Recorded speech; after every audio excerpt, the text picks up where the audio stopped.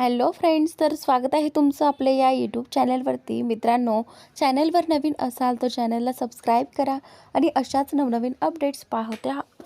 चला तर मग स्टोरीकडे वळूयात. अनया, आपण कबीरशी तर आधीच बोललो आहोत, पण आता इशिताची वेळ आहे. आपण तिला आत्ता थेट जाऊन काहीही बोलणार नाही. अचानक बोलायला गेलो तर ती घाबरेल. त्यामुळे मला असं वाटतं की आधी तू तिच्याशी बोलायचा प्रयत्न कर. तिला नीट समजाव आणि सगळं काही स्पष्ट करून सांग, म्हणजे तिला काही गैरसमज होणार नाहीत. मी आता तुला एक जबाबदारी दिली आहे, ती म्हणजे इशिताला कबीरशी लग्न करण्यासाठी तयार करणं.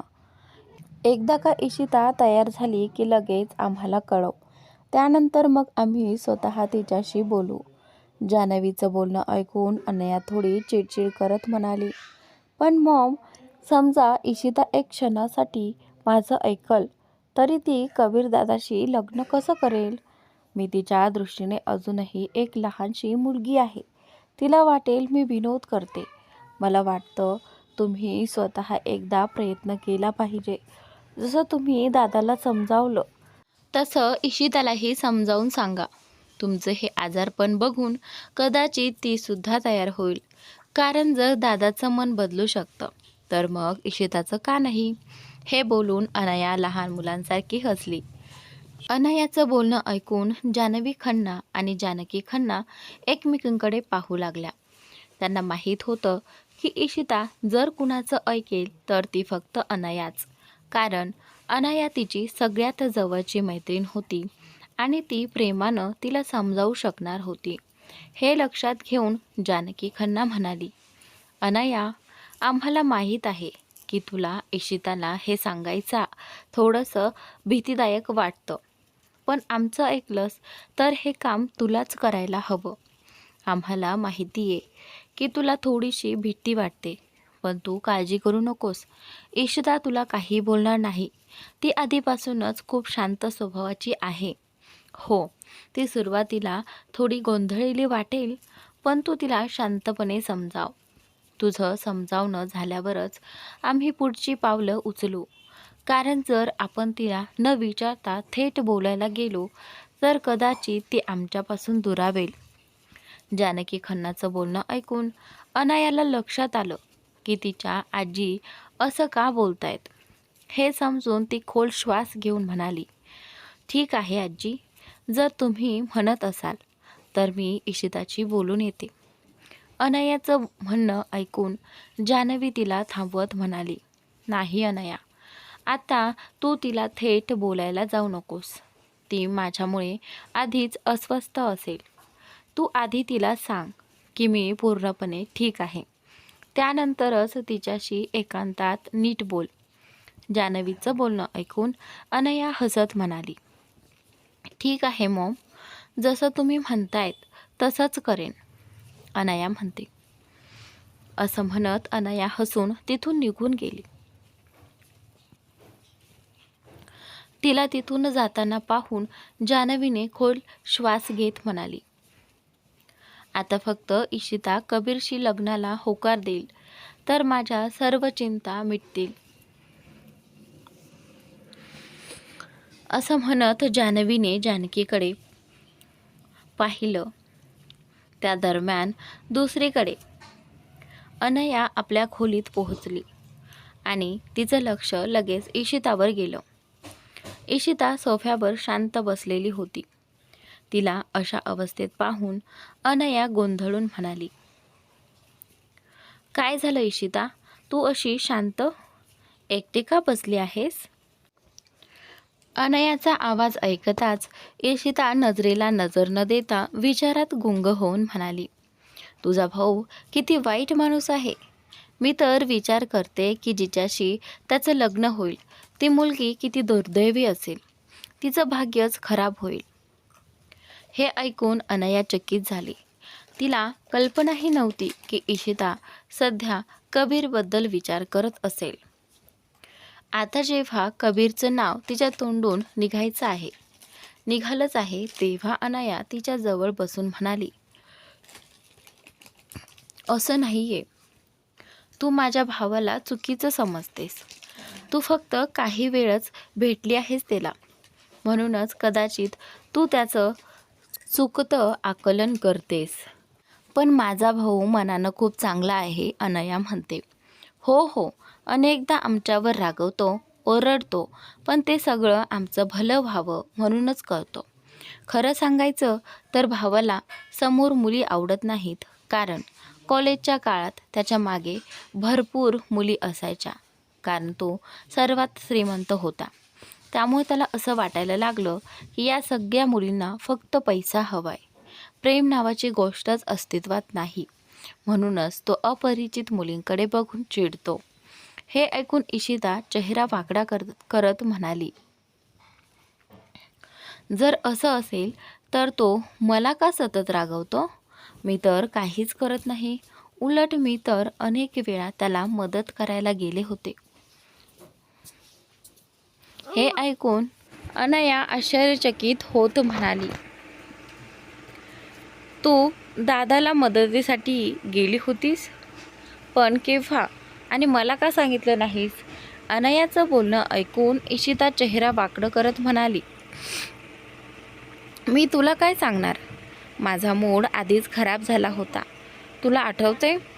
एकदा मी डिनर बनवलं होतं आणि त्या दिवशी तू म्हणालीस की तुझ्या भावाला जास्त तेलकट खाणं आवडत नाही. ते ऐकून मला त्यांच्याबद्दल वाईट वाटलं. मी त्यांची खूप काळजी करत होते. मी स्वतःच्या हाताने बनवलेली औषधं त्यांच्या खोलीत घेऊन गेले. त्यांच्या खोलीत जाऊन औषधं ठेवली आणि लगेच परत आले. पण मी त्यांच्या खोलीत गेल्यामुळे त्यांनी माझ्यावर खूप ओरडलं. इतकंच नाही तर त्यांनी मला खूप वाईट शब्दसुद्धा वापरून सुनावलं. मी उगाचच त्यांच्या खोलीत थोडीच गेले होते. त्यांना मदत व्हावी म्हणून गेले होते. पण तरीही त्यांना मी तिथे गेले अजिबात आवडलं नाही. इशिताचं बोलणं ऐकून अनया आश्चर्यचकित होऊन म्हणाली, काय सांगितलंस तू? तू भाऊच्या खोलीत गेली होतीस? पण केव्हा? म्हणजे हे शक्य तरी आहे का? खरंच भाऊच्या खोलीत गेल्यानंतर त्यांनी तुला शिक्षा दिली नाही, फक्त ओरडून तुला बाहेर जायला सांगितलं? त्यानंतर मात्र अनयाच्या प्रश्नांवर इशिता रागाने तिच्याकडे पाहत म्हणाली, हो, त्यांनी फक्त ओरडून मला निघून जायला सांगितलं आणि त्यांनी स्पष्ट सांगितलं की पुढच्या वेळी मी त्यांच्या खोलीत जाऊ नये. पण त्यांनी मला काही शिक्षा दिली नाही. आणि दिली असती तर का दिली असती? मी चोरायला थोडी गेले होते त्यांच्या खोलीत काही. इशिताचं हे बोलणं ऐकून अनया पूर्णपणे सुन्न झाली.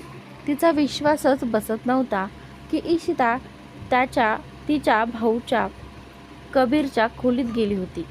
तिला वाटलं की इशिता तिच्याशी मज्जा करते. पण इशिताच्या निरागस चेहऱ्याकडे पाहून तिला समजलं की तिने जे काही सांगितलं ते खरं आहे.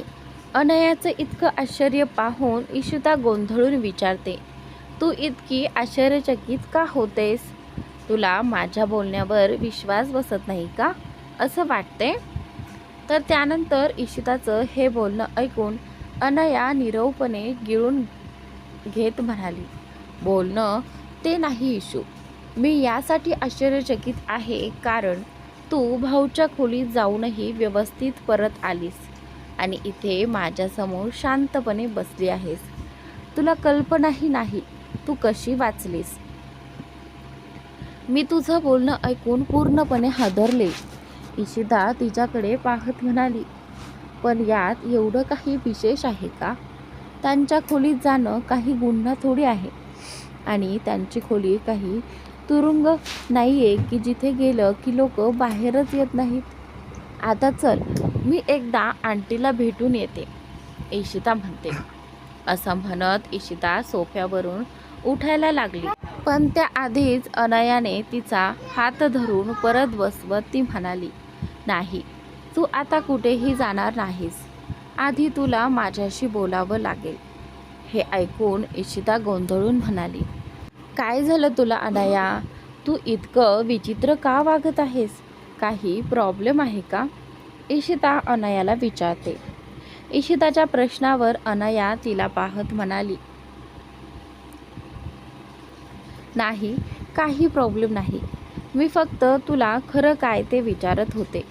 खरं तर मला माहीत आहे तू खोटं बोलत नाहीस, पण तुला सांगते, भाऊच्या खोलीत जाणं म्हणजे स्वतःला मृत्यूच्या दारात झटकणं. कारण आमच्या घरातला एकही सदस्य भाऊच्या खोलीत जात नाही. एकदा मयंक भाऊ चुकून तिथे गेले होते. तेव्हाही संध्याकाळची वेळ होती. कबीर भाऊ खोलीत नव्हते आणि त्यांचा शोध घेत मयंक भाऊ त्यांच्या खोलीत गेले होते. पण मयंक भाऊ आत गेल्यानंतर लगेचच कबीर भाऊही तिथे आले आणि त्यांनी मयंक भावांना पकडलं आणि त्यानंतर ते जे काही झालं ते ऐकून तुझ्या अंगावर शहारे येतील. कबीर भावांनी मयंक भावांना इतकी मोठी शिक्षा दिली की तू कल्पनाही करू शकत नाही. आम्हा सर्वांना त्यांची खूप दया आली होती, पण आम्ही त्यांना मदतही करू शकत नव्हतो. हे ऐकून इशिता घाबरत म्हणाली, अशी काय शिक्षा दिली होती? मला नीट सांग, तुला नेमकं काय म्हणायचं आहे? इशिताच्या बोलण्यावर अनाया थोडं शांत होत म्हणाली, त्या दिवशी कबीर भावांनी मयंक भावांना 3 दिवस काहीही खायला दिलं नाही. त्यामुळे त्यांची तब्येत बिघडली. खरं तर कबीर भाऊ म्हणाले होते की त्यांना 7 दिवस काहीच मिळणार नाही, पण ते फक्त 3 दिवस उपाशी राहिले आणि नंतर आजारी पडले. मग कबीर भावांनी त्यांची शिक्षा थांबवली. खरं तर त्यांना शिक्षा थांबवायची नव्हती, पण आपल्या भावाला मारून टाकणंही शक्य नव्हतं ना. त्यामुळे 3 दिवसांनंतर त्यांना पुन्हा खायला दिलं गेलं. त्या दिवसानंतर आमच्यातला कोणताही सदस्य त्यांच्या खोलीत गेला नाही. इतकंच काय, घरातली नोकरसुद्धा त्यांच्या खोलीत जात नाहीत. जर कुणी गेलं तर समज की तो कबीर भावांच्या नजरेतून वाचू शकणार नाही. हे ऐकून इशिता घाबरत म्हणाली, हे तू काय बोलतेस अनया? पण मी त्यांच्या खोलीत जाऊन परत सुद्धा आले. त्यांनी माझ्याशी काहीच केलं नाही. पण एक गोष्ट मला समजली नाही, जर ते कोणालाही त्यांच्या खोलीत जाऊ देत नाहीत तर मग त्यांच्या खोलीची सफाई तरी कशी होते? इशिताचं हे बोलणं ऐकून अनाया कपाळाला हात लावत म्हणाली, अगं मूर्ख इशिता, आता टेक्नॉलॉजीचं युग आहे. आजकाल अशी अनेक यंत्र आली आहेत ज्यांना स्वच्छता सहज करता येते. त्यासाठी माणसाची गरजसुद्धा लागत नाही. कबीर भावांकडे अशा अनेक मशीन आहेत ज्या त्यांच्या खोलीत राहून त्यांच्या सर्व कामांना हातभार लावतात. मग ते खोलीचं साफसफाई असो किंवा डिझाईन सिलेक्शन, सगळं यंत्रच करतात. काम नेहमी त्यांच्या मशीनद्वारेच होतं. त्यामुळे भावाला कधीच काही गरज भासत नाही. तू त्याच्या रूमची साफसफाई सोड. तुला हे विचार करायला हवं की एवढं सगळं झाल्यानंतरही तू अजूनही माझ्यासोबत माझ्या घरी राहतेस. नाहीतर मला तर भीती वाटते की कुठे भाऊ रागाच्या भरात तुला घराबाहेरच न काढेल. अनयाचं बोलणं ऐकून इशिता एक खोल श्वास घेते आणि म्हणते, जर त्यांनी मला घराबाहेर काढलं तर मी निघून जाईन. आणि खरं सांगायचं तर मी तुझी मैत्रीण म्हणून या घरात किती दिवस राहणार? एखाद्या दिवशी मला हे घर सोडावंच लागणार. माझं तुझ्याशी काही नातं नाही. जे आहे ते फक्त काही काळापुरतंच आहे. घरात पर्यंत मैत्रीण म्हणवली जाईन, पण बाहेर पडताच मी परकी होईन. आणि त्यानंतर हे ऐकून अनयाला तिच्या आई आणि तिच्या आजीने सांगितलेल्या गोष्टी आठवतात. त्या विचारात गुंतून ती प्रेमाने इशिताचा हात धरते आणि म्हणते, इशिता, जर मी तुला सांगितलं की आपण एक नवीन नातं तयार करून याच घरात एकत्र राहू शकतो, तर तू माझी साथ देशील का? अनया इशिताला विचारते. तू नेहमी म्हणतेस की मी तुझी मदत केली म्हणून कधी तुला गरज भासली तर तू ही मदत करशील. आज मी तुझ्याकडून एक गोष्ट मागते. ही अशी गोष्ट आहे की तुला विचार करावा लागेल, पण मी अशी आशा करते की तू मला ती एक गिफ्ट म्हणून देशील.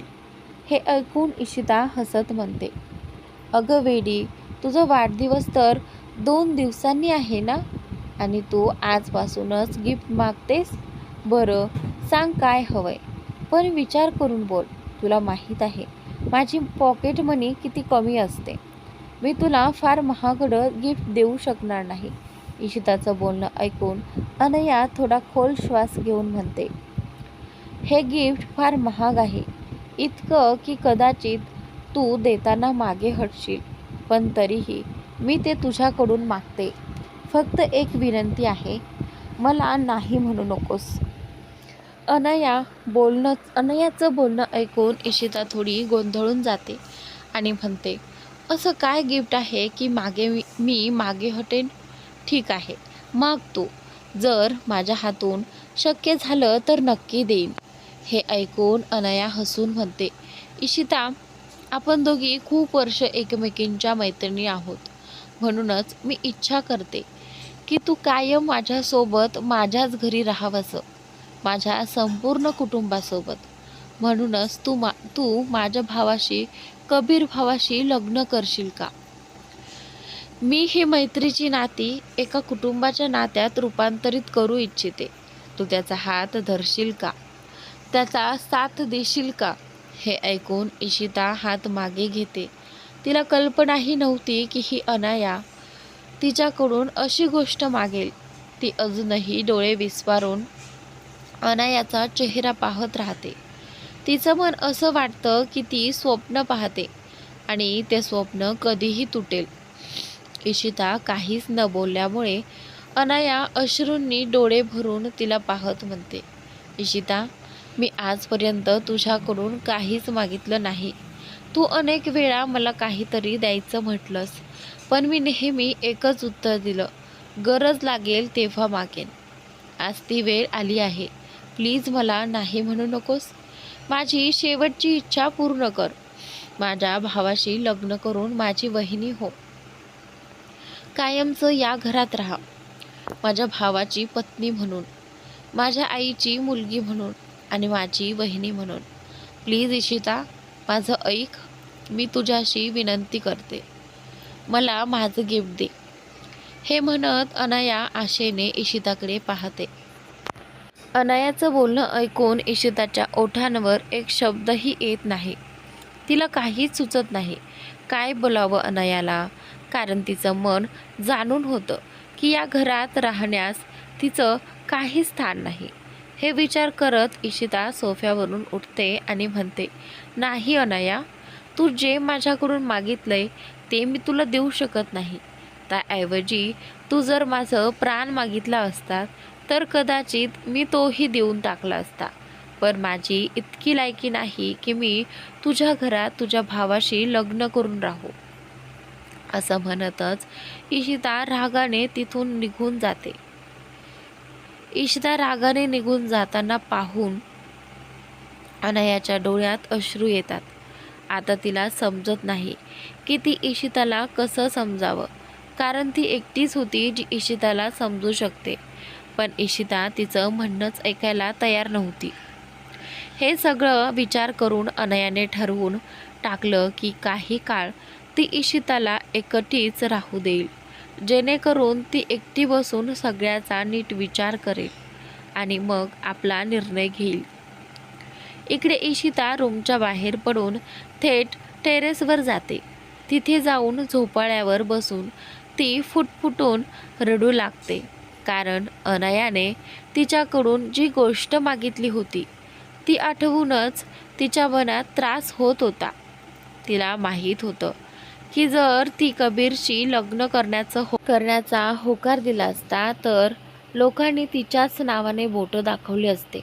लोक म्हणाले असते की तिला मैत्रिणीच्या श्रीमंतीला पाहून लोभ वाटला आणि तिने तिच्या भावाशी लग्न करून घेतलं.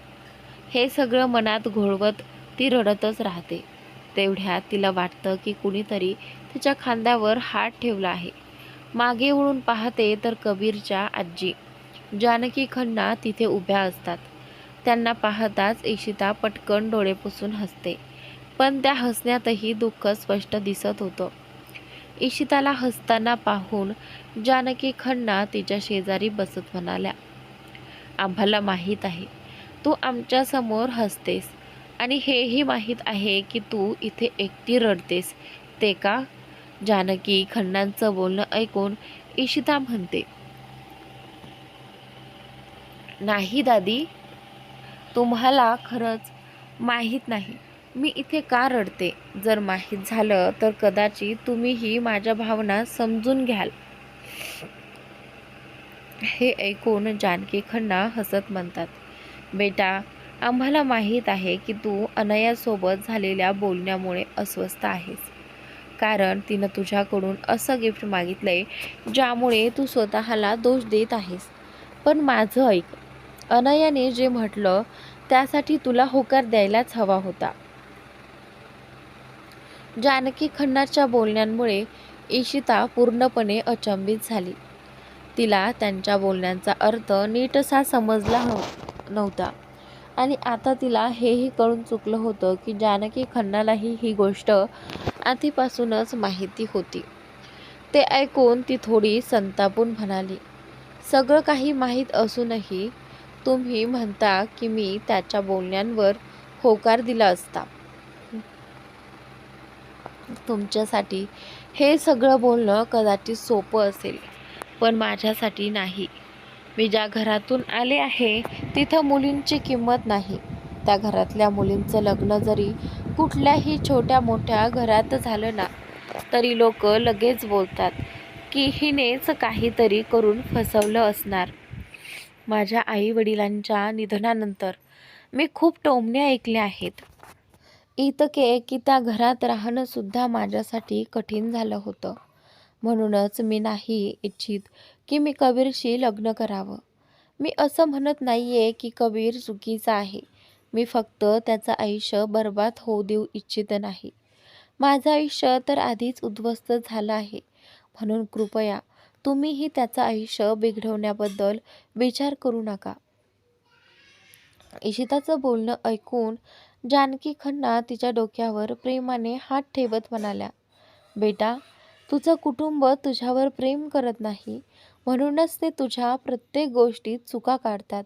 पण इथे सगळे तुझ्यावर खूप प्रेम करतात. अनाया तर तुझ्यावर जीव ओवाळून टाकते. जेव्हा आम्ही तिला सांगितलं की आम्हाला कबीर आणि इशिताचं लग्न करायचं आहे तेव्हा तिनं आधी नकार दिला होता. कारण तिच्या मनात फक्त एक भीती होती, तुझ्या मनाला कुठे वाईट वाटू नये. पण जेव्हा आम्ही तिला समजावलं तेव्हा तिनं धाडस करून तुझ्याशी बोलायला यायचं ठरवलं. खरं तर तिने यायलाही नकार दिला होता, पण आमच्या आग्रहामुळे ती तुझ्याशी बोलायला आली. आम्हाला माहीत आहे की तिचं बोलणं ऐकून तुला वाईट वाटत असेल, कारण जिच्या मैत्रीत तू मनापासून गुंतली होतीस ती मैत्रीण अचानक तुला असं काही मागायला आली जे तू देऊ शकत नाहीस. ही भावना खूप त्रासदायक असते. पण जर तू माझं ऐकलंस तर कृपया कबीरशी लग्न कर. तो खूप चांगल्या स्वभावाचा मुलगा आहे. जरी तो कमी बोलत असेल, सगळ्यांवर चिडत असेल, तरी त्याच्या मनात सगळ्यांसाठी प्रेम आहे. प्रत्येकाच्या आयुष्यात काही ना काही अडचणी येतात आणि कधी ना कधी त्या अडचणीमुळेच एखादं माणूस कठोर बनतं. कबीरच्याही आयुष्यात काही असंच घडलं आहे, ज्याबद्दल बोलणंही आम्हाला मनाई आहे. आम्ही जर त्याच्या भूतकाळाबद्दल काही बोललो तर तो 2-3 दिवस जेवत नाही, इतका संतापतो. म्हणूनच आम्ही हे कोणालाही सांगत नाही की त्याचा भूतकाळ त्याला असं का बनवलं आहे. पण तो मनानं खूप चांगला आहे. जरी तो आमच्यावर चिडत असला तरी आमच्यावर त्याचं प्रेम ओसंडून वाहतं. घरात तो आम्हाला समजवण्यासाठी चिडतो, पण जर बाहेरचं कुणी आमच्यावर चिडलं तर तो गप्प बसत नाही. जेव्हा मी, जान्हवी, अनया, मयंक सगळे तुला आवडतो, तर मग अडचण काय आहे? असं काही नाही की आम्ही कुठल्या मजबुरीमुळे तुला इथे ठेवतोय. आम्हाला खरंच तू आवडतेस आणि आम्ही हेच इच्छितो की तू कबीरशी लग्न करावं. हे बघ इशिता, आम्ही तुला एक दिवस विचार करायला देतो. जर तू तयार असशील तर तू स्वतःहून आमच्याकडे येऊन सांग. आणि जर तुला लग्न करायचं नसेल तर आम्हाला काहीच हरकत नाही. पण खरं सांगायचं झालं तर आम्हा सगळ्यांना खरंच वाटतं की तू आणि कबीरचं लग्न व्हावं. असं म्हणून जानकी खन्ना प्रेमाने इशिताच्या कपाळावरती एक प्रेमळ किस घेऊन हसत म्हणत तिथून निघून जातात. जानकी खन्ना तिथून जाताना बघून इशिताच्या मनात एक विचित्र भावना निर्माण होते. असं वाटत होतं की एखादी आपली माणूस कित्येक वर्षांनी समजून घेत आहे. दरम्यान कबीरच्या स्टडी रूममध्ये कबीर आपल्या स्टडीमध्ये बसून काही फाईल्सवर साईन करत होता. एक नाही तर अनेक फाईल्स समोर ठेवलेल्या होत्या. जणू त्या सगळ्याच एकाच फाईलच्या अनेक कॉप्या वाटत होत्या. सर्व फाईल्सवर साईन केल्यानंतर कबीरने एक फोन लावला. फोन उचलताच तो रागाने म्हणाला, काम पूर्ण झाले. कबीरचं बोलणं ऐकून दुसऱ्या टोकाचा व्यक्ती घाबरत घाबरत म्हणतो, सर, आमचं कामसुद्धा पूर्ण झाले आणि आम्ही त्याला खूप कष्टाने पकडलंय. तुम्हाला आत्ताच यायचं असेल तर आम्ही वाट पाहतो, पण तुम्ही जर 2 दिवसांनी याल तर तोपर्यंत आम्ही त्याला आमच्या पद्धतीने शिक्षा देऊ. त्याचं बोलणं ऐकून कबीरने टेबलवर ठेवलेल्या फाईल्सकडे नजर टाकली आणि शांतपणे म्हणाला, 2 दिवस त्याला अशी शिक्षा द्या की त्याची आत्मासुद्धा तडफडून बाहेर पडेल. कारण मी 2 दिवस तिथं येऊ शकत नाही. 2 दिवसांनी जेव्हा मी येईन तेव्हा त्याच्या शरीरावर एकही अवयव असं राहू नये ज्यावर जखम नसेल. हे ऐकून समोरचा माणूस स्मितहास्य करत म्हणतो, हो सर, समजलं. 2 दिवसांनी जेव्हा तुम्ही याल तेव्हा अगदी तुमच्या अपेक्षतेप्रमाणेच दृश्य पाहायला मिळेल. चिंता करू नका, काम नीट होईल. हे ऐकून कबीर एक शैतानी हसू हसतो आणि म्हणतो, व्हेरी गुड. मला तुमच्याकडून हेच अपेक्षित होतं. मला काही न सांगता तुम्ही काय करायचं ते समजता. हेच तुमच्या हुशारीचं लक्षण आहे. माझ्याशी काम करणारे सगळेच माणसं खूप इंटेलिजंट आहेत. पुढच्या वेळी असं काही काम असेल तर उगाचच मला फोन करू नका. कारण फारच महत्त्वाचं असेल तर संपर्क करा. हे सगळं बोलून कबीरने फोन कट केला. फोन ठेवून त्याने सगळ्या फाईल्स एका बॉक्समध्ये ठेवून शांतपणे खोलीत गेला. खोलीत पोहोचल्यावर त्याला आईच्या बोललेल्या गोष्टी आठवल्या. लग्नानंतर तुझी बायको ही या खोलीत राहील. हे आठवताच कबीरच्या मुठी रागाने घट्ट वळल्या. तो बेडवर बसून खोल श्वास घेत म्हणाला, लग्न हे काय असतं? माझ्या मते लग्न ना कोणता करार आहे ना फसवणूक. हे तर एक खेळ आहे. आई, तुम्हाला माझं लग्न पाहायचंय ना? मी दाखवीन तुम्हाला माझं लग्न. पण लग्नानंतर काय होईल ते पाहून कदाचित तुमचे डोळे बंद होतील. जितक्या वेळा लग्न हा शब्द ऐकतो तितक्या वेळा वाटतं त्या मुलीला संपवून टाकावं जिने माझ्याशी लग्न करायचं ठरवलं आहे. पण त्याचा विचार आता पण माहिती आहे की जर मी असं केलं तर त्याचा परिणाम तुमच्यावर होईल आणि ते मी कधीही पाहू शकत नाही. म्हणूनच तुमच्या आनंदासाठी लग्नाआधी मी सगळं काही करणार आहे. 2 दिवस. 2 दिवसानंतर माझं पहिलं काम पूर्ण होईल आणि मग माझा दुसरा खेळ सुरू होईल. सर्वात आधी मला हे समजून घ्यावं लागेल की ती मुलगी कोण आहे जिला माझ्या आई माझ्यासोबत लग्न लावून देण्याचा विचार करत आहे. कारण इतकं तरी मला नक्कीच समजलं आहे की ती मुलगी काहीही असली तरी पैशासाठी लालची असणार. कारण माझ्याबद्दल सगळं काही माहिती असूनही कोणीही सहजपणे माझ्याशी लग्न करण्याचं धाडस दाखवणार नाही. हे म्हणत कबीरने डोळे बंद केले. दुसऱ्या दिवशी अनाया नाश्ता करण्यासाठी टेबलजवळ आली तेव्हा तिला इशिता कुठेच दिसली नाही. हे पाहून ती क्षणभर घाबरली. जानकी खन्ना यांनी हे पाहिलं आणि लगेच समजलं की इशिता दिसत नाही म्हणून अनाया अस्वस्थ झाली आहे. अनयाच्या चेहऱ्यावर काळजी दिसताच जानकी खन्ना हसत म्हणाल्या, आम्हाला माहीत आहे तुम्हाला इशिता इथे न दिसल्यामुळे काळजी वाटते, पण चिंता करू नकोस. ती मार्केटमध्ये गेली आहे आणि तिने सांगितलं आहे की थोड्याच वेळात परत येईल. जानकी खन्नांची ही आवश्यक उत्तरं ऐकून अनया रडत म्हणाली, दादी, इशिता माझ्याशी बोलतच नाहीये. काल ती जेव्हा खोलीत आली तेव्हा मी कितीतरी वेळा तिच्याशी बोलायचा प्रयत्न केला, पण तिने एकदाही माझ्या बोलण्याकडे लक्ष दिलं नाही. असं वाटतं माझ्या काही बोलण्यामुळे ती नाराज झाली आहे. माझी भीती वाटते कुठे ती माझ्या वाढदिवसाच्या आधीच घर सोडून जाऊ नये. मीच चूक केली. तुमच्या सगळ्यांच्या बोलण्यावर विश्वास ठेवून तिच्याजवळ गेले.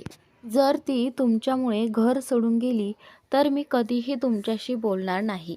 अनयाच्या लहान मुलीसारख्या बोलण्यावर जान्हवी तिच्या कानाला हलकंसं चिमटा देत म्हणाली, अगं बेडे, इशिता असं सहज नाराज होणारी मुलगी नाहीये. कदाचित तिला थोडा वेळ एकटं राहायचं असेल. कारण आज सकाळी ती फक्त दादीशी बोलूनच बाहेर गेली आणि तिला काहीतरी काम होतं म्हणूनच गेली असेल. तू उगाच काळजी करत आहेस. ती तुझ्यावर फार काळ रागवून राहू शकत नाही. उद्या तुझा वाढदिवस आहे. ती नक्की तुझ्याशी बोलायला येईल. असं म्हणत जान्हवी खन्ना तिच्या कानातून हात काढून डायनिंग टेबलकडे गेली. काही वेळ उलटून गेला, पण तरीही इशिता घरी परत आली नव्हती. आता घरच्यांनाही थोडी चिंता वाटू लागली होती. जरी ती सगळ्यांना सांगून गेली होती तरीही अनयाने काल जे काही बोललं त्याचा परिणाम म्हणून ती घर सोडून गेली नसेल ना, अशी शंका सगळ्यांच्या मनात घर करू लागली. सगळे दाराकडे पाहत होते. तेवढ्यात इशिता घरात आली. ती आत येताच तिने सगळ्या कुटुंबाला पाहिलं, जे तिचीच वाट पाहत होते. सगळ्यांना पाहिल्यानंतर तिचं लक्ष थेट अनयाच्या चेहऱ्याकडे गेलं. तिच्या चेहऱ्यावर अस्वस्थता पाहून इशिता काही न बोलता सरळ तिच्या खोलीकडे निघाली. तिच्या अशा शांतपणे निघून जाण्यावर जानकी खन्ना तिला थांबवत म्हणाल्या, इशिता, तू अजूनही अनयावर रागवलेली आहेस का? माझा अर्थ असा की काल अनयाने सांगितलं होतं की तू तिच्याशी बोलली नाहीस आणि आजसुद्धा तिच्याशी न भेटताच बाहेर गेलीस. त्यावर इशिता एक नजर अनयाकडे पाहत जानकी खन्नांकडे बघून म्हणाली, असंच काही नाहीये दीदा. मला थोडं महत्त्वाचं काम होतं म्हणून बाहेर गेले. त्यामुळे तुम्हाला त्रास झाला असेल तर मी माफी मागते. पुढच्या वेळी मी तुम्हाला कळवूनच जाईन की मला किती वेळ लागेल. इशिताचं उत्तर ऐकून जानकी खन्नांना समजलं की ती सध्या कुणाशीही बोलायच्या मनस्थितीत नाहीये. सगळ्यांना माहीत होतं की ती असं का वागते, पण तरीही कोणी तिला काही विचारलं नाही. ते पाहून इशिता सरळ अनयाच्या खोलीकडे निघून गेली. इशिता निघून जाताना पाहून अनया डोळ्यात अश्रू घेऊन आपल्या दादीकडे बघत म्हणाली, मी म्हणालेच होते ना, ती माझ्याशी आता बोलणार नाही वाटतंय. मी जे काही बोलले त्याचं तिला खूप वाईट वाटलंय. मला खूप भीती वाटते दादी. कुठे ती मला सोडून निघून जाऊ नये. म्हणजे अनयाच्या बोलण्यावर जानकी खन्ना हसत म्हणाल्या, असं नाही ग बाळा. सध्या ती खूप गोंधळलेली आहे. आपण अचानक तिच्यासमोर एक प्रस्ताव ठेवला आणि त्यामुळे तिला थोडं भीती वाटते. म्हणूनच ती थोडी अस्वस्थ आहे. माझा सल्ला आहे की तू सध्या तिच्याजवळ जाऊ नकोस. थोडा वेळ दे. कदाचित समजून घेऊन ती आपला निर्णय बदलेल आणि कबीरसोबत लग्नासाठी तयार होईल. म्हणून सध्या शांत राहा आणि काही दिवस इशिताला सांगू नकोस.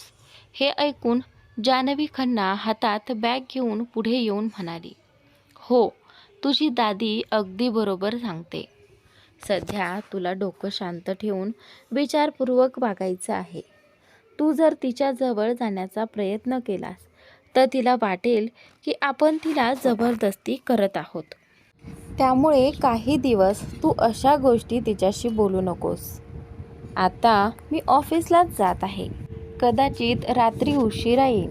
त्यामुळे नोकराला सांग डिनर तयार ठेवायला. आणि हो, माझी वाट पाहू नकोस.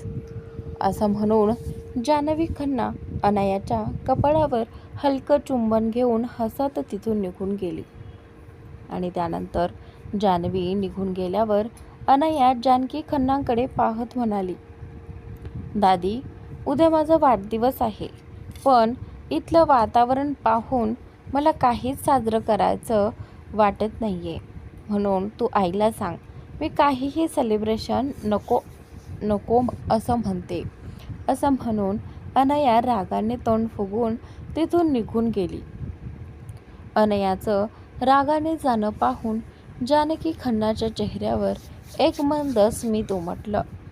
तर आता पुढील दिवस. घरभर गडबड सुरू होती. कोणी वरून खाली धावत होतं तर कोणी एका खोलीतून दुसऱ्या खोलीत काम करत होतं. जानकी खन्ना सोफ्यावर बसून सगळ्यांना सूचना देत होत्या. तेवढ्यात मयंक त्यांच्या जवळ येऊन म्हणाला, दादी, जिचा जन्मदिवस आहे तीच गायब आहे. कमीत कमी त्या महाराणीला तरी उठवा. तिला तरी कळू द्या की तिच्यासाठी आपण किती सुंदर सरप्राईज ठेवलं आहे. मयंकचं बोलणं ऐकून जानकी खन्ना हसत म्हणाल्या, अरे नालायक, ती आधीच बिचारी खूप विचारात आहे. सर्वात चांगली मैत्रीण सध्या तिच्याशी बोलत नाहीये. जर आपण तिला उठवायला गेलो तर ती खाली येणार नाही. म्हणूनच जेव्हा तिचा मूड होईल तेव्हा ती आपोआप खाली येईल आणि जेव्हा ती खाली येईल तेव्हाच आपण तिला सरप्राईज देऊ.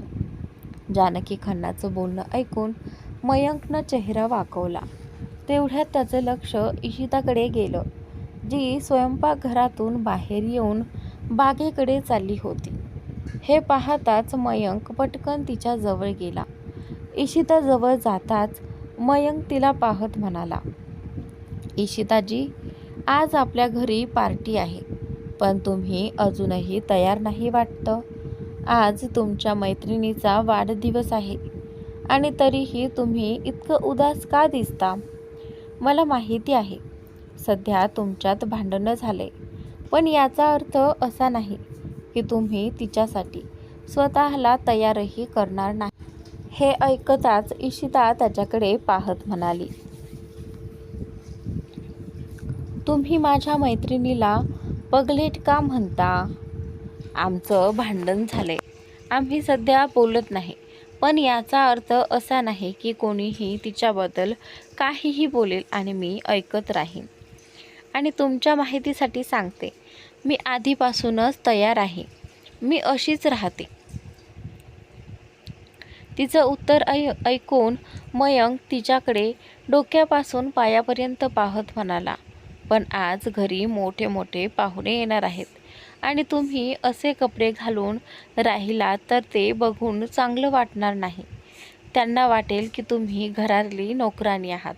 म्हणून माझं ऐका आणि काही छान कपडे घाला, कारण तुम्हीही या घरातलीच एक मेंबर आहात. माझं बोलण्याचं तोंडवळ जर वाईट वाटलं असेल तर माफ करा, पण मी खरंच तुमचं वाईट चिंतित नाही आहे. काही लोक कपड्यांवरून माणसाचं मूल्यमापन करतात. तुम्ही जे काही घालता त्यात सुंदर दिसता, पण मी फक्त हे टाळू इच्छितो की कोणी तुमची थट्टा करू नये. तुमच्या डोळ्यात अश्रू मला आवडत नाहीत, मयंक इशिताला म्हणतो. मयंकचं बोलणं ऐकून इशिता हलकंसं हसत म्हणाली, तुमचे आभार, तुम्ही माझा विचार केला याबद्दल, पण या कपड्यातच कम्फर्टेबल वाटतं मला. जर हे कपडे घालून मी बाहेर गेले तर कुणाला त्रास होणार असेल तर मी वचन देते की मी समोरच्यांच्या समोर जाणार नाही. असं म्हणून इशिता तिथून निघून गेली. इशिता निघून जाताना पाहून मयंकही गप्पच तिथून निघाला. त्याला माहीत होतं की इशिताला साधं सोपं राहणं आवडतं आणि ही गोष्ट अनयानं घरात सगळ्यांना आधीच सांगितली होती. तर काही वेळानंतर इशिताशी न बोलल्यामुळे अनयाचं देखील काहीच करण्याचं मन नव्हतं. पण आईचा मेसेज वाचल्यावर तिनं बेडवर ठेवलेले कपडे घालून ती सजून खाली आली. खाली आल्यानंतर तिनं पाहिलं की तिचं संपूर्ण कुटुंब आणि काही पाहुणे आधीच उपस्थित होते. हे पाहून तिच्या डोळ्यात आश्चर्य स्पष्ट दिसलं. त्याचवेळी सगळ्यांचं लक्षही अनयाकडे गेलं. अनया आज एखाद्या बार्बी डॉलसारखी दिसत होती. तिनं गुलाबी रंगाचा फ्रॉक परिधान केला होता आणि त्यात ती फारच गोंडस दिसत होती. कोणाचंच तिच्यावरून लक्ष हटत नव्हतं. सजावट पाहून आणि सगळं कुटुंब एकत्र पाहून अनया खुश होऊन धावत्या पावलांनी जिना उतरू लागली. तेव्हा कबीर तिला थांबवत म्हणाला, हे सगळं काही पळून जाणार नाहीये, थोडं आरामात उतर. कबीरचं हे ऐकून अनया हसत जीभ दाताखाली धरून म्हणाली, सॉरी भाऊ, आज मी जरा जास्तच एक्सायटेड आहे. मला विश्वासच बसत नाहीये की तुम्ही माझ्यासाठी एवढं केलं. तिचं बोलणं ऐकून कबीर तिला मिठी मारून म्हणाला, तू माझी एकुलती एक बहीण आहेस. जर मी तुझ्यासाठी नाही करणार तर मग कोणासाठी? बरं, आज तुझा वाढदिवस आहे म्हणून आज मी तुला रागवणार नाही. हॅपी बर्थडे, कबीर अनयाला म्हणतो. कबीरचं ऐकून अनया हसत म्हणाली, थँक्यू भाऊ आणि I love you. You are the world the best brother. हे बोलून अनया आनंदाने इतर कुटुंबियाकडे गेली. थोड्या वेळाने सर्वांशी भेट झाल्यावर अनया इशिताला शोधू लागली, पण ती कुठेच दिसत नव्हती. हे पाहून अनया थोडी उदास झाली. तेवढ्यात तिनं पाहिलं की इशिता हातात पाण्याचे ग्लास घेऊन पाहुण्यांमध्ये फिरते आहे. हे पाहताच अनयाच्या डोळ्यात राग भरून आला. ती इशिताकडे जायच्या आधीच एक मुलगा इशिताजवळ येत म्हणाला, काय ऐकत नाहीस का? कधीपासून मी तुला बोलावतोय, लक्ष कुठे आहे तुझं? घरातली नोकरानी असून तुला दिसत नाही का कोणाला काय हवंय? माझी गर्लफ्रेंड कधीपासून तुला पाण्यासाठी बोलावते आणि तू दुर्लक्ष करत आहेस. वाटतं तुला तुझी जागा दाखवावी लागेल. तो मुलगा इशिताशी या प्रकारे बोलत होता. त्याचे नोकरानी हे शब्द ऐकून इशिता त्याच्याकडे पाहू लागली. ती काही बोलणार इतक्यात अनया रागाने तिच्या जवळ आली आणि तिच्या हातातला ग्लास घेऊन त्या मुलाच्या तोंडावर फेकून मारला. एक क्षणासाठी संपूर्ण हॉलमध्ये शांतता पसरली. कबीरही आपल्या बहिणीच्या या कृतीने स्तब्ध झाला. त्याला अनया प्रत्येक गोष्टीसाठी प्रिय होती, पण आज ती इशितासाठी लढते हे पाहून त्याला आश्चर्य वाटलं. तरीसुद्धा त्याने काहीच न बोलता सगळं बघत राहणं पसंत केलं. अनयाच्या या कृतीने तो मुलगा रागावला, पण कबीरजवळ असल्यामुळे त्यानं काही बोलणं टाळलं. तेवढ्यात इशिता म्हणाली, अनया, हे काय करत आहेस तू? तू आपला पाहुणा आहे. पाहुण्यांशी असं वागायचं नसतं. त्यावर अनया त्याच रागात म्हणाली, तू सती सावित्री होऊ शकतेस, मी नाही. त्याची हिंमत कशी झाली तुला नोकरानी म्हणायची? तू माझी मैत्रीण आहेस आणि कुणीही माझ्या मैत्रिणीबद्दल असं काही बोललं तर मी सहन करणार नाही. जर याने तुझी माफी मागितली नाही तर मी याला घराबाहेर हाकलून देईन. मग तो पाहुणा आहे की कोण मला काही फरक पडणार नाही. हे ऐकून इशिता थक्क झाली. तिला अजिबात अपेक्षा नव्हती की अनया तिच्यासाठी भांडेल, पण तिला हे वाटत होतं की तिच्यामुळे अनया गोंधळ करू नये. म्हणून तिने तिचा हात धरला आणि म्हणाली, त्याने काही चुकीचं बोललं असेल तर चूक माझीही असेल. मी कबूल करते की मी त्याच्या गर्लफ्रेंडचं दुर्लक्ष केलं, पण त्याला हे माहीत नाही आहे की मी तसं का केलं. त्यामुळे त्याला मी चुकीची वाटते, पण याचा अर्थ असा नाही की तू कोणालाही काहीही बोलायचं. आता तू शांत हो. असं म्हणत इशिता तिला घेऊन जायला लागली आणि त्यानंतर पण अनया तिचा हात झटकून रागात म्हणाली, नाही, मी इथून जाणारच नाही जोपर्यंत हा माणूस तुझी माफी मागत नाही. अनायाच्या बोलण्यामुळे इशिताला कळेनासं झालं की तिला कसं समजावं. एकीकडे अनाया होती जी तिचं काहीही ऐकायच्या मनस्थितीतच नव्हती, आणि दुसरीकडे तो मुलगा होता जो रागाने इशिताकडे रोखून बघत होता.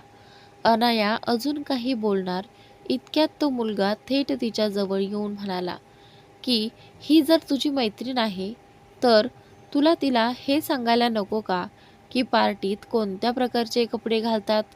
असे कपडे घालून जर ही संपूर्ण पार्टीत फिरली तर आम्ही तिला नोकरच समजणार ना. आणि माझ्या गर्लफ्रेंडबद्दल बोलायचं झालं तर हो, तिने थोडं उद्धटपणाने बोललं, पण त्यामुळे ही आमचा अपमान करेल असं कुठे योग्य आहे. त्या मुलाच्या बोलण्यावर अनायाचा संताप अनावर झाला होता, पण तिने काही बोलायच्या आधीच इशिता तिचा हात पकडून म्हणाली, चूक माझीच होती, मी त्यांची माफी मागते. आणि आज तुझा वाढदिवस आहे, कृपया इथे नाटक करू नकोस, सगळेजण आपल्याकडे बघतायत. असं म्हणत इशिता तिला हाताला धरून कबीर जवळ घेऊन गेली. पण इशिताला याची अजिबात कल्पना नव्हती की जिथे ती अनयाला घेऊन आली तिथे कबीर शांतपणे उभा राहून संपूर्ण प्रसंग न्याहाळत होता. जेव्हा इशिताला जाणवलं की तिच्या शेजारी कबीर उभा आहे तेव्हा तिने पटकन एक पाऊल मागे घेतलं, कारण ती अजिबातही त्यांच्या अंगाला स्पर्श व्हावा असं इच्छित नव्हती. तो मुलगा ज्याने पाहिलं की इशिता स्वतः माफी मागून तिथून निघून गेली, त्याने आपला चष्मा सरळ करत अहंभावाने पुन्हा आपल्या गर्लफ्रेंडकडे परत गेला. हे सगळे मुलं अनयाचे कॉलेजमधले मित्रच होते, त्यामुळे अनया त्यांना व्यवस्थित ओळखत होती. जेव्हा गायत्री गोयल यांनी पाहिलं की वातावरण गंभीर होत चाललं आहे तेव्हा त्या अनयाकडे पाहत म्हणाल्या, बेटा, आज तुझा वाढदिवस आहे आणि तू असं सगळ्यांवर राग करू नकोस. पहा, सगळे गेस्ट केक कापण्याची वाट पाहत आहेत. आपला राग विसरून चेहऱ्यावर हसू ठेव आणि सगळ्यांसोबतही आनंदाची वेळ साजरी कर. गायत्रीचं बोलणं ऐकून अनयाची नजर इशिताकडे वळली, जी तिच्या शेजारी उभी होती आणि शांतपणे फक्त तिलाच पाहत होती. इशिताकडे बघत अनया थोडं रागाने तोंड वाकडं करत म्हणाली, मी केक कापणार नाही जोपर्यंत इशिता मला माफ करत नाही, ती माझ्याशी बोलत नाही तोपर्यंत मी काहीच करणार नाही. अनयाचा रागीत चेहरा पाहून इशिताच्या चेहऱ्यावर हलकंसं हसू उमटलं. ती तिच्या खांद्यावर हात ठेवत हसून म्हणाली, असं कोणी सांगितलं तुला की मी तुझ्यावर रागावले आहे. ते ऐकताच अनया थोडी चिडून म्हणाली, कोणी काही सांगावं लागतं का? तू गेले 2 दिवस माझ्याशी नीट बोलत नव्हतीस. मी मान्य करते की मी तुझ्याकडून असं गिफ्ट मागितलं जे तू कधी देऊ शकत नव्हतीस, पण त्याचा अर्थ असा तर नाही ना की तू माझ्या बोलणंच बंद करशील. अनयाच्या बोलण्यावर इशिता तिला हसून म्हणाली, तुला माझ्याकडून गिफ्ट हवंय ना, तर मी आज ते तुला देणार आहे. तू म्हणतेस की मी तुझ्या भावाशी लग्न करावं. ठीक आहे, मी कबीरशी लग्न करण्यास तयार आहे, पण याआधी तू एक वचन दे. तू कायम हसत राहशील, कधीच तुझ्या डोळ्यात अश्रू येऊ देणार नाहीस. आपल्या आयुष्यात कधी काही गैरसमज झाले तरी आपण एकमेकांपासून दूर जाणार नाही. आपण एकत्र राहून प्रत्येक अडचणीचा सामना करू. तू हे वचन देतेस का? जर देत असशील तर मी तुझ्या भावाशी लग्न करण्यास तयार आहे, इशिता अनयाला म्हणते. हे ऐकून अनया अवाक झाली. तिला स्वप्नातही वाटलं नव्हतं की इशिता कबीरशी लग्नाला हो म्हणेल. कबीर जो तिथेच इशिताच्या शेजारी उभा होता तो सुद्धा आश्चर्यचकित झाला. त्याला कधीच वाटलं नव्हतं की त्याच्या आई जिच्याशी त्याचं लग्न लावून देण्याच्या विचारात होती ती मुलगी म्हणजे इशिता हरसेल्फ. जानकी खन्ना आणि जान्हवी खन्ना सुद्धा हे सगळं पाहून थक्क झाले होते. त्यांनाही वाटलं नव्हतं की इशिता कबीरशी लग्न करण्यासाठी तयार होईल.